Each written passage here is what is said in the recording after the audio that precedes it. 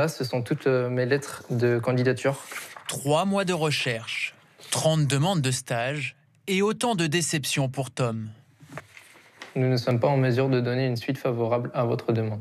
Communication, marketing, ressources humaines, il a pourtant postulé dans de nombreux domaines. Ce stage est obligatoire pour valider son DUT.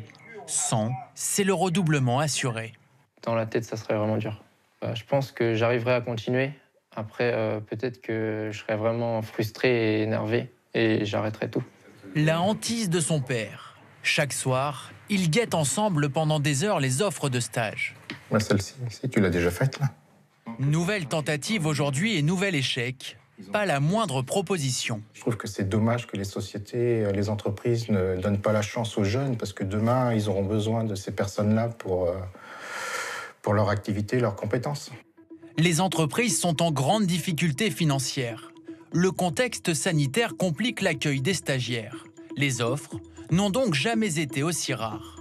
Sur Internet, ils sont des milliers d'étudiants à partager leur angoisse. Après plus d'une centaine de candidatures, me revoilà à la case départ. Pour cette directrice d'IUT, une course contre la montre commence.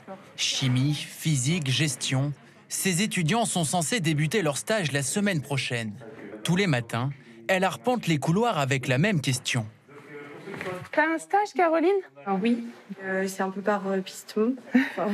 Tout le monde n'a pas cette chance. Pour convaincre les entreprises, la directrice a pris une décision délicate. Les stages peuvent ne plus être de 10, mais 8 semaines. Et pour cette durée, les employeurs ne sont pas tenus de payer les étudiants. Est-ce qu'on vend ces étudiants gratuitement, par contrainte? On préfère qu'ils aient un stage, même plus court, même non rémunéré, même si on sait que c'est pas l'idéal, que pas de stage du tout. Ils renoncent donc à la rémunération d'un stage, 600 € par mois. Pour Océane, c'était la seule solution. Étudiante en chimie, elle débutera bientôt dans un laboratoire, après avoir essuyé de nombreux refus. C'est à 78 degrés, la température d'ébullition de l'éthanol. Avec seulement 2 jours de pratique par semaine à l'école, elle ne pouvait pas rater cette première expérience professionnelle. Dans un laboratoire de chimie, on va avoir besoin de moins de temps. Et puis, plus on aura de pratique, plus on saura le faire comme ça, sans y réfléchir, en fait. L'argent du stage lui aurait pourtant permis de payer 4 à 5 mois de loyer. Une aide précieuse pour ses parents, dont le budget est limité. C'est presque tous les jours la même chose. Océane n'a pas le choix. En stage la semaine, elle occupera un poste de vendeuse les week-ends et pendant toutes les vacances d'été. Je travaille, je gagne de l'argent, j'aide ma famille et c'est le plus important que les vacances. Les vacances, ça viendra quand on pourra. Certains doivent renoncer à leur rémunération. Bonjour. Bonjour.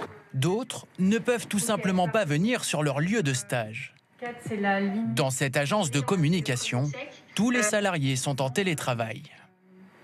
Je commence par le sommaire avec les différents articles. On a le partenariat du mois. Luce, la stagiaire, ne découvrira donc jamais ses locaux parisiens. Elle est obligée de travailler chez ses parents dans la ville d'Ondres, à 760 km de sa chef, Hélène.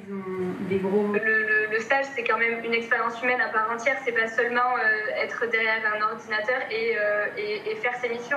Et en fait, finalement, je suis chez moi toute seule. C'est pourtant la seule solution pour de nombreuses entreprises. Plus de la moitié des stages se feront cette année en télétravail.